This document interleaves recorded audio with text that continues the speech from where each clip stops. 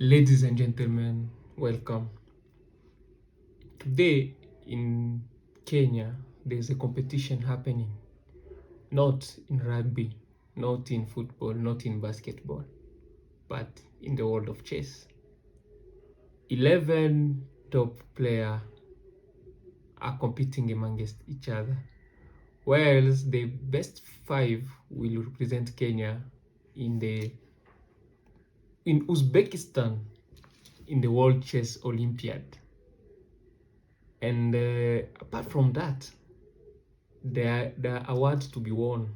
The winner will get away with a brand new car, and additional awards will be confirmed by the Chess Kenya Federation as we go forward to the end of the game. Some of those players are candidate masters, FIDE masters, international masters, and strong players without title, but they are here to fight. One of them is we have the CM Oluka Robert, who's under 20. We have Kaloki Howie, who's under 18 years. Wow, imagine. We have Simiu Jaden, who was already a FIDE Masters and is under 14. We have the candidate master Magana Ben. We have Mehul. We have Boera Felix. We have Omolo Kenneth, Irungu Brian, Njoroge Martin, who represent in the last Olympiad was on board 1. We have Kuka Kyle and Shine Lenny Mataiga. All these players are going to compete. They're not here to play, they're not here to joke, they're here to fight, to make a fight of the mind game, and they are here to win, and they want to take this trophy and this car home. Now let's go and see how they perform. The first game I'm going to show you is between Njoroge Martin and Brian Rungu. Let's see how they started playing. They open with the English. They went for the English opening, things of nice variation, and then they continue doing the normal stuff. They know this, they've done this for long, until Brian decided to push e4, attacking the knight, so he had to move the knight to defend it. How will Martin respond? He pushed knight to g5. After pushing knight to d5, immediately Brian Irungu went ahead and captured the bishop on f2, check, sacrificing the bishop. Brian was like, good, let me capture it. He took back the bishop. There was another check which followed. King moved to g1, queen captured the knight on g5. Wow, the dust is settled, but not yet. Njoroge was like, nah, let me kick your queen away. Queen was like, just moved few moves away. When you start chess, they tell you don't bring your queen early into the game. But these guys at their level, they can do whatever they want. They've done this for many years and they are professional in this. So, and then the game kept on going until Martin, this was a mistake. And the computer wanted him to just push knight to d3. Again, kicking the queen. I think this queen, we had to ensure she's away from here, but it's very hard to see that. And then the game continued. Yeah, they kept on developing the pieces. He put the king to safety, and then he brought the rook into the game. And then when all the rooks were in the game, now I was like, let me capture that one. He had to capture back the knight and then push pawn f4. Wow. Then Martin here went ahead and captured the wrong pawn. The computer suggests capturing with the e pawn, capturing this way, so that once you capture, they capture, you capture, and then you can still capture here. But when you do this, you allow the queen to capture to give you a check on h4. Okay, so he captured the wrong pawn, queen check, king has to move. He still Brian was damn daring. He kept on telling him, let me see, what can you do about this? He captured that pawn with the rook, sacrificing it. He can't capture. If he capture it, immediately there's this, and you lose a queen, a rook for a queen. Okay, and for sure here it's a child play on their level. So from here, I'm sure if this happened, Martin will resign immediately. But it didn't go that way. Instead, sorry, what happened? Yeah, after that, he pushed the bishop. Apparently, which is not good because you can see even the evil bar is still going down. Which I believe what Martin was trying to do is to open the rooks, all the three strong pieces can play along in this game. But apparently that was not the best move to do. And then Martin gave another check. Wow, incredible. So, but no, sorry, Brian gave another check. Apparently, this is not a good move because you don't need to take. Imagine if you don't need to capture. If you capture and then you do this, you are in trouble.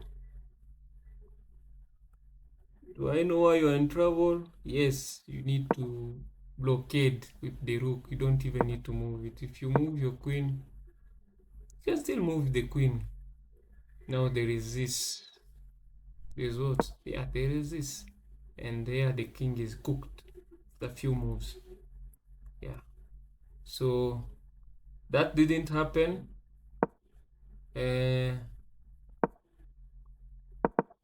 After this, the king moved the good move, and then he pushed the knight back, the rook back to g6, controlling this square, this line, this file.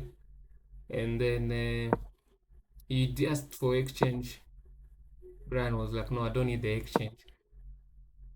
And then again, Martin, the previous board one, made another mistake.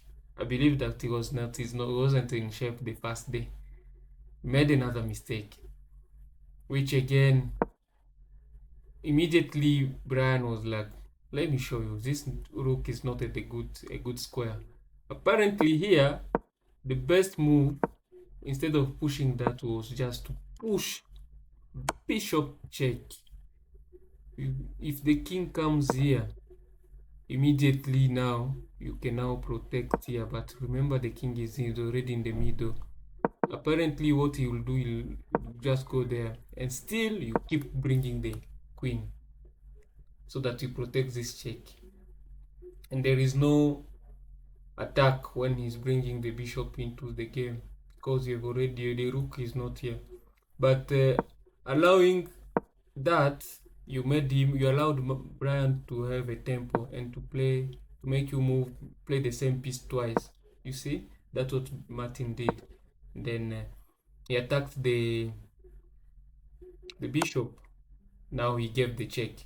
Yeah, I believe he did it because that was the only way to protect his bishop, but at the moment it's not the best way to go about this. And then from here he pushed, and then the Martin made another mistakes. Martin did like 3 consecutive mistakes which made him lose immediately, and Brian was like, man, you have given me all this advantage, let me show you. And then he just they capture, and then he went there. There is a tactic here, by the way. The tactic is simple. Let's just say you just play here and say, okay, I'm coming to checkmate. Immediately you are being checkmated without you knowing. Just like that. Imagine. But that did not happen. These guys, they know this. He saw it beforehand, so he had to push here. Great move. The queen had to come back. And then now after he came back, he brought his rook here so that this line now is complete and there is no backward check. The queen is defending a checkmate, which will happen eventually. So Martin brought again his queen, the same square, but unfortunately for him, Brian went and striking, he capture, he capture. and it was just a dance. He removed himself from being check bankrupt to be given a bankrupt check. It was just a dance, and everything was just smooth. They were just uh, completing the collecting pieces, and Martin was checkmated, and that's how Brian went ahead and won 1 point. Good. Now let's go to the next game and see what happened. The next game was between Oluka Robert and Kenneth Omolo. Let's see what's unfolding in this game. In this game, they went for the 4e5, the Pirk defense. Everything was smooth. Everything was just smooth until here. They were just developing their pieces until here where Oluka decided to strike. But Kenneth was like, okay, good. Just capture my bishop. I don't care. The candidate master was like, no, that's not the plan. I'm not planning to capture your bishop. I'm coming to a5. Now, Kenneth was like, let me push my pawn. He pushed it twice. a5, a4. Wow. Eventually, these moves nowadays has become very dangerous, especially once it reaches a square where it will give you trouble. You need to defend it on this side, especially in the end game. But let's see what will happen here. He also decided, let me push mine as well. He attacked the center, grab, and then here he pushed there, I believe, because if he was to play anywhere else, there is this push button. If you capture, you just capture. If you run away, the knight still capture. So that's why he did not want to capture that pawn. The game continued, capture, he pushed. Whoa. Oluka was like, nah, I better push. He pushed the pawn to attack the knight, but apparently that was a mistake. And then the game continued. I believe they had some plan. He went back there. He attacked the bishop. The bishop took the knight. Was it the knight? Yeah, he took the knight. He took back with the queen, and apparently that also is a mistake. He should have taken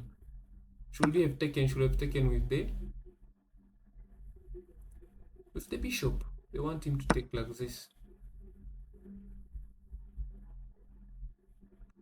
Wow. Why? Because in the long run, you're gonna stabilize your position. But going that direction made the candidate master to be in a position where he's losing the game. And then what happened next was just the capture, and then that queen came there. This queen was just like, you're stressing me here, just let's exchange pawn pieces.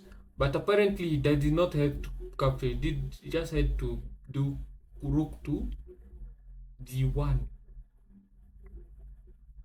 just rook d1, and it's like, okay, you want to capture but not on my own, or you capture on my term, not on your terms.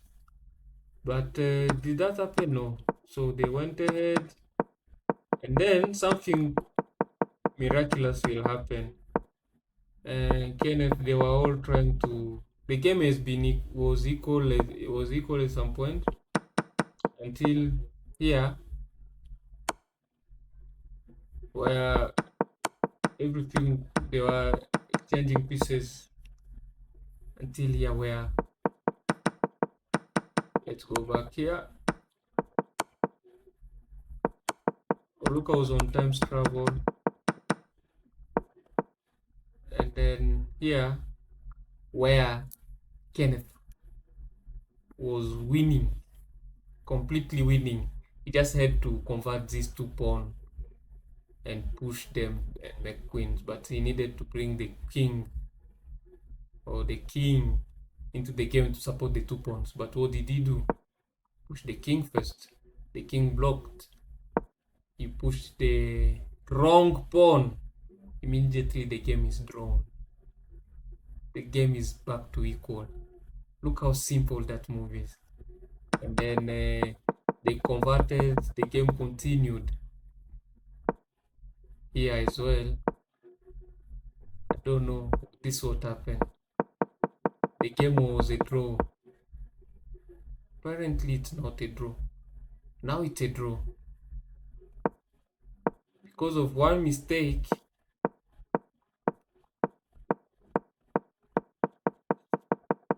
So it went ahead, they were just shuffling.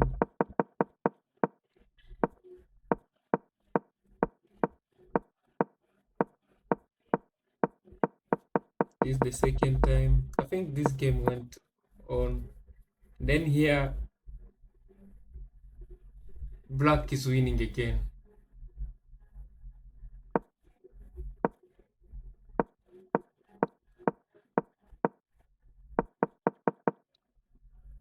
And then he lost again.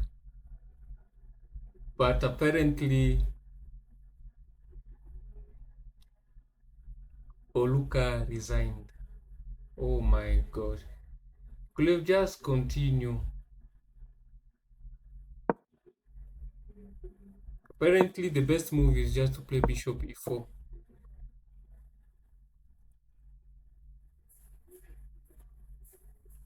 And then whatever happened, it's a draw. But they did not see that. Apparently, they didn't.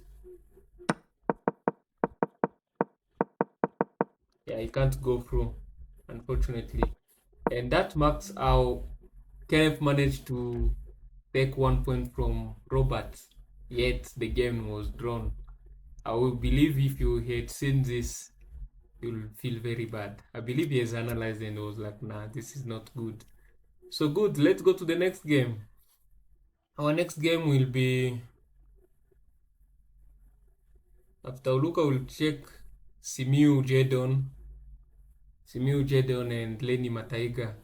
What happened in this one? This game was also going smoothly. They played some interesting Sicilian defense. Then the queen was in. Everything was just smooth. This game was smooth. Whoa. Till everything was smooth. The game continued until this place where Lenny Mataiga forgot that he's being pinned, but he can't run anywhere because unfortunately or fortunately his queen is lost. The queen was lost from the get-go. From here, the only thing he would have done is to just go back queen e2, but he was too, he wanted too many things, and then things went south, and he has hung the queen. And then a brilliant move from Simiu Jedon. By the way, Simiu Jedon is only 14 years or below 14, but look what he's doing to these people, and everything was just a piece of cake for him. Capture, convert, reduce pieces on the board, bring the king into the game, and then Lady Mataiga lost immediately. He lost. Simiu got 1 point because of people becoming too, where was it? It was here. Yeah. Too ambitious. Let's call it being too ambitious. Lady Mataiga had just to find e2 so that all those shenanigans won't happen. You are protecting this check here. All your pieces are defended, and you can find a way to cover this position. But yeah, that's it for Lenny Mataiga. And then now let's go to the next one. Was Brian Mwangi Irungu against now the young protege, the young the youngest player in this tournament, Simiu Jaden versus Brian. What happened here? This is now day 2. On this is round 2. On round 2, they opened with they started nicely with the queens opening, Indians different knight variation. It changed immediately to what we know. I think this is called Catalan or something. And then boom, everything was smooth. Everything was smooth. Queen push, being kicked away. The pawn push. Oh, you attack, I push. Wow. Look at this pawn. Came all the way to here, slowly up to here. What a game. And then from move 14, the first great move is happening. He's telling you, for you to remove me on this square, you need to sacrifice one of your big pieces. It can only be a 4 point here, 5 or 3, but for now you need to move this rook. The first mistake is done. The first mistake is done by Brian. Brian beat Martin. Now he's playing Simiu Jadon. Jadon, after seeing this, unfortunately he also missed. Apparently he could have just pushed the pawn. Who does that? Push the pawn so that if you take, you push again. So you sacrifice the pawn for what? Anyway, we are human beings, we can't see this thing. He just pushed his knight and said, let me continue developing. Your rook is not at a good place. This pawn, very soon I'm gonna start attacking it. And then he defended it. Also, it's not a good move. Apparently you could have just also pushed e4 all the way to e4 and not to e3. Imagine the difference is now you might attack this knight twice. You capture, you capture, and you can open here and then you continue the attack.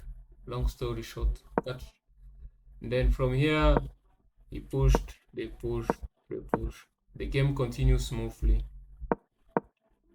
Push, and then he pinned this knight to the rook.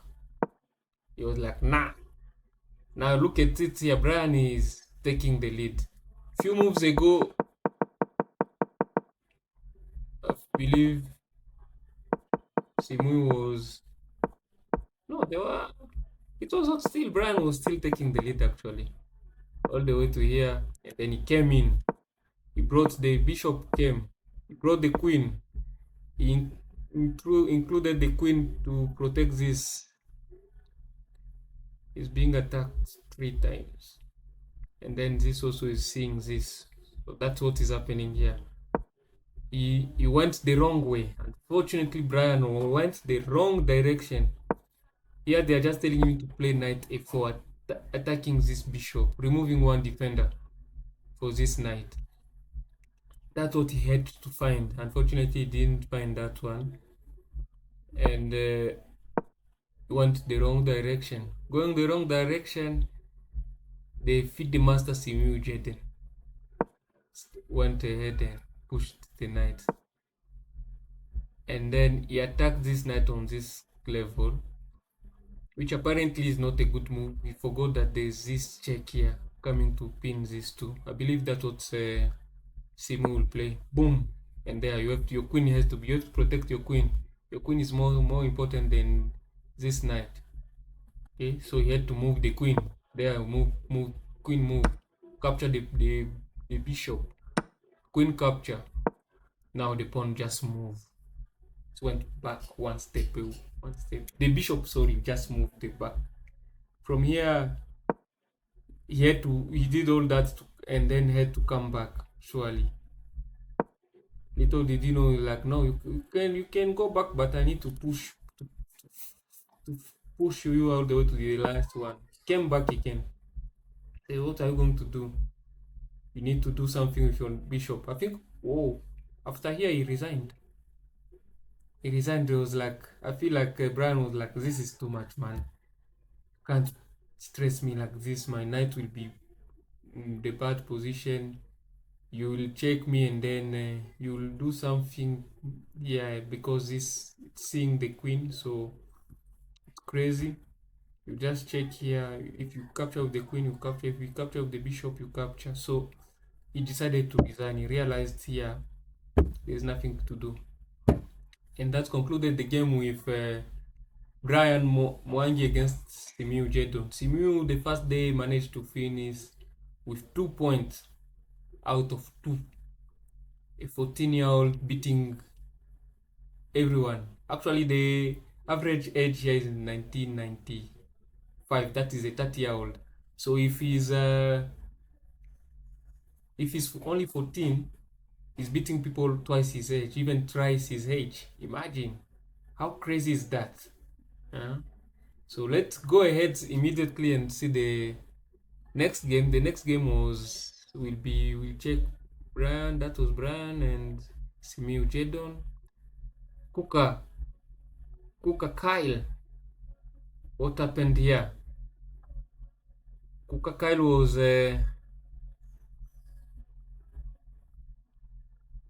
was white against Kaluki, who's black, and they all open with they went again for the, let's call it Sicilian defense. What was this opening? Ooh! Now Kuka Kyle won't be able to castle. Push. He pushed he wanted to attack the bishop. It was defended. It was attacked again, and then he went for the knight. Whoa! Now I understand why he did not want to castle this side, because he was like, I'm gonna fight you hard on this side. I'm not giving you, I'm letting you breathe. I believe that what Kaluki was like, I'm gonna make you not castle, but I'm going to castle the other side immediately, which is a good thing to learn. You will stress your opponent, but you don't castle that side of the queen side. You just go ahead and castle the king side. But let's see how, if you manage to convert this. Kyle just pushed the pawn, continue developing, and then push the pawn to protect the bishop, so that it can be protected. The bishop move so you can Piacento and castle the other side. Then rook to a1, castle, bishop takes, knight takes, pawn pushed attacking the bishop, bishop takes, pawn takes bishop, sorry. And then he was like, okay, this is enough. And then from here he just pushed the pawn and was like, knight, what are you gonna do about this? The knight had to move.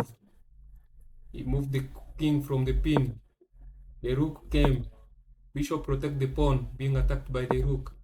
The bishop, the other bishop attacking the pawn, but apparently it's a mistake. I don't know why, but apparently it is a mistake. How do you know? Just that's what the computer is telling us. Why is it saying that? They're saying the best move is just to bring the knight and attacking this bishop here, so that you can still grab this for free. And then what happens if you do this? There is this. Wow. These people can see many things. They are strategizing here. And then sorry, we missed something.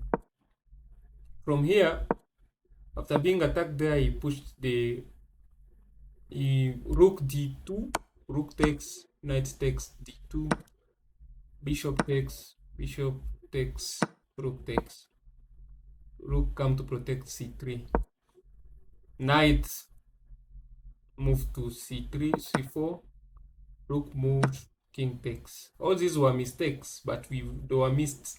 They are not so big issues, but they were missed. Rook came, went to protect his other pawn. The king start bringing the king. End game rules: when you're in the end game, bring your piece into the game. King push. It was like, yeah, I can grab that. Continue push.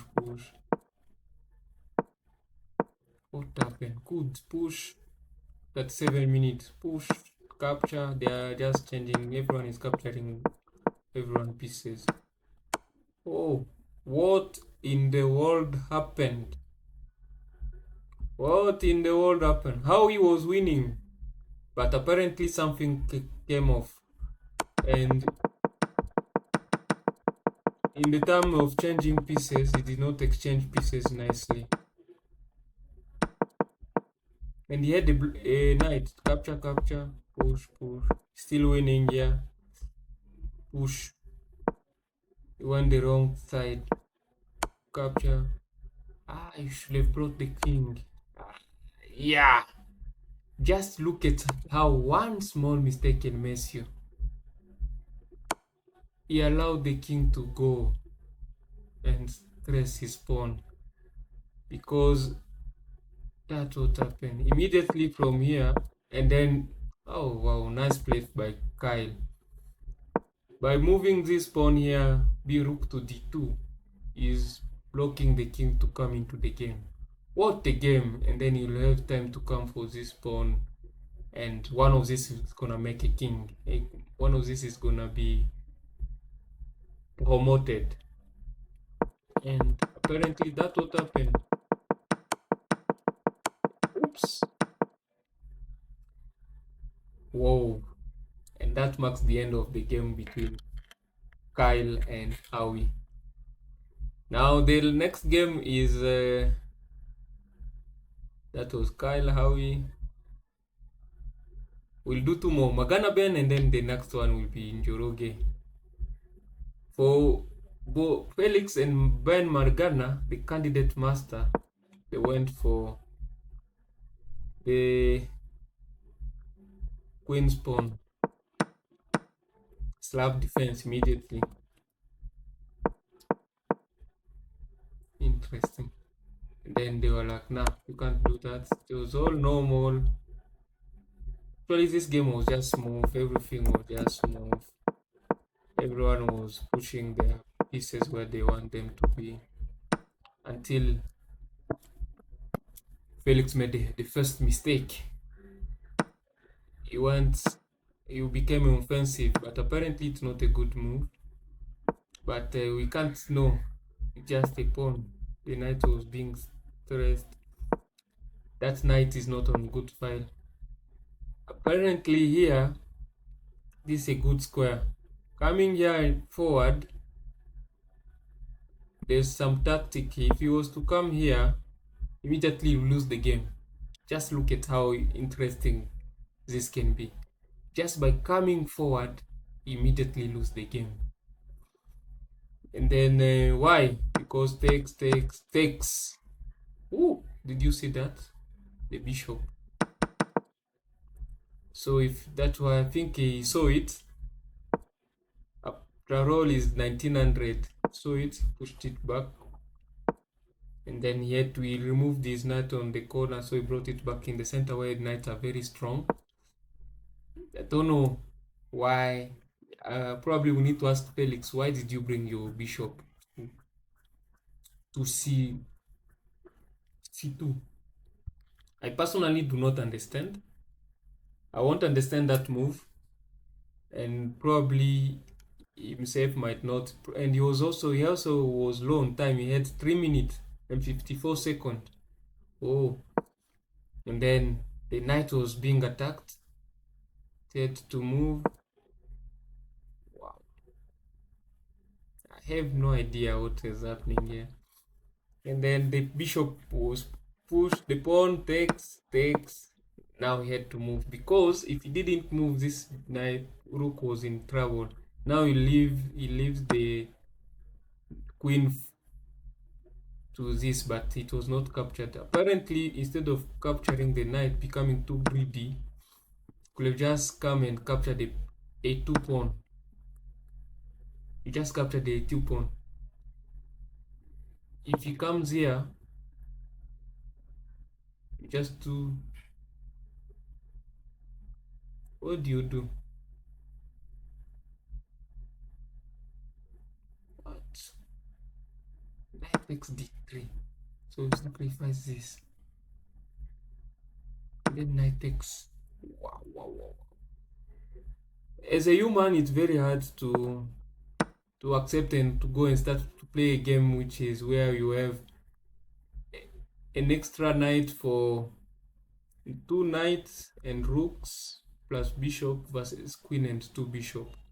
You'll be scared because queen is 9 points, but it says Ben is plus five because of one bishop, but he lost his other bishop. But it didn't go this way. But this is what the computer want us to go toward this direction. And then what literally happened was he went first and capture. Human Naturally that's what a human being will do.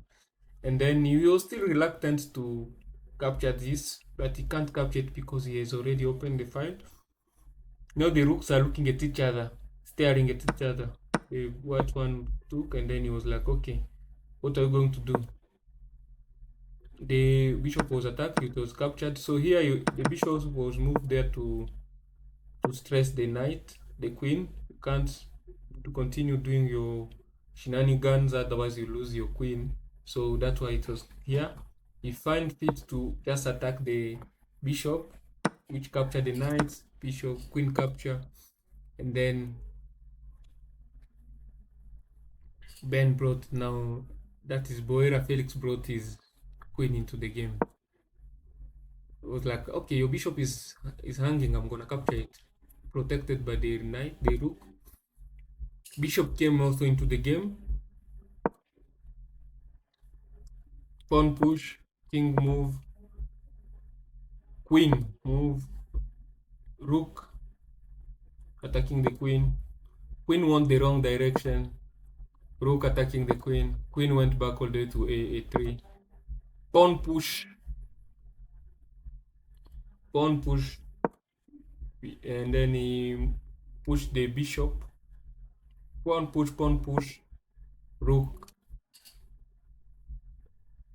to c6 with the idea of if he moves here, you just capture, you simplify the position. You'll have a rook versus a bishop, and immediately you'll win the game. So it didn't go that direction. The queen went back again. The bishop went back. The queen had to move. Now he brought back the queen. Ben brought back the queen. You keep on looking at the time scramble. He is playing on 36 seconds. He's playing in seconds. So the queen moved. The queen had to go back. He's being attacked. The queen moved. How many? You see how the queen is dancing? Bishop move. And apparently this makes Ben lose the game on the spot. Why? Because there is this. Oh my goodness. And here if you capture, you have a pass pawn, and you're attacking this, so you need to defend. If you defend this, you capture this, and you are winning. You'll convert this into a winning game. But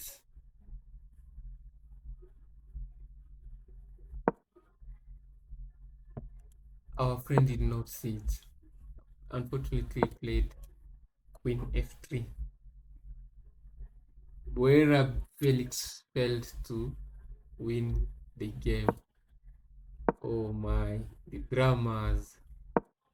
Now the pawn push was made. Capture, push. That was still a mistake. You see even how easy it is at that higher level to make mistake. Just like that. You're a strong player, you make mistake, especially when you have time scramble. And remember, Boera, I believe he did not see this because he was running out of time. Actually, we can check. He had, when playing this move, he had 44 seconds. That means he played that move at 14 seconds on the clock. Can you just imagine the time pressure you have seeing the bishop, and then you just need to push the queen. Then there is this, the way I was saying, if this we don't convert into this, if instead of capturing you just say okay, let me capture here, you lose the bishop, and then you'll also lose this rook or something else. Okay, so that's why this game is a bit crazy, hectic. That's how you can just lose the game out of nowhere. So that happened. He missed again. Apparently, they're telling him to just play e5, block this, attacking the rook, and then this will be here for free because this bishop is literally stressing you, and here Felix will have again taken advantage. But unfortunately, what did he do? He missed it. He went here, and then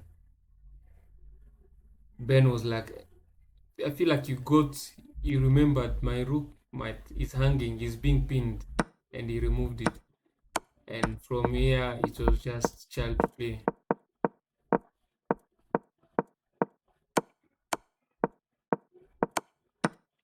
And the last move was, sorry,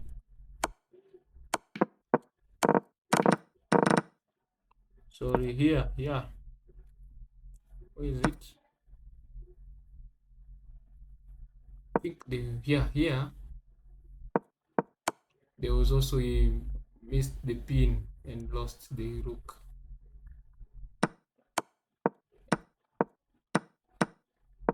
And this was just an easy way to convert this game.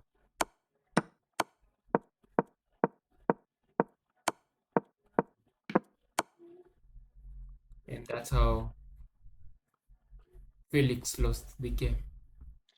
Little did he know, if he could have found before, he would have changed the course of this game. And the last game we are gonna check is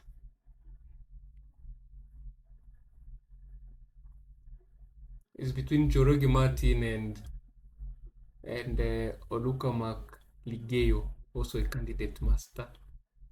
So this game went ahead, and they all start with the English. I feel like the black English opening,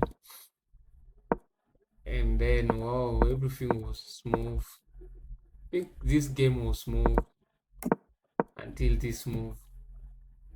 Martin Olukam went for before, which apparently is a mistake. Martin captured it back. The game continued, and Martin was like, let me attack you from this side. Capture. There's a tactic here. If you try to capture this, there is a fork here. Immediately you are gonna lose your rope on the spot. But that did not happen. They went for this. So many mistakes. Martin is playing with so many mistakes. So here you can't capture that bishop because it is being pinned. Yeah, these are so many mistakes, and that's how the game went smoothly.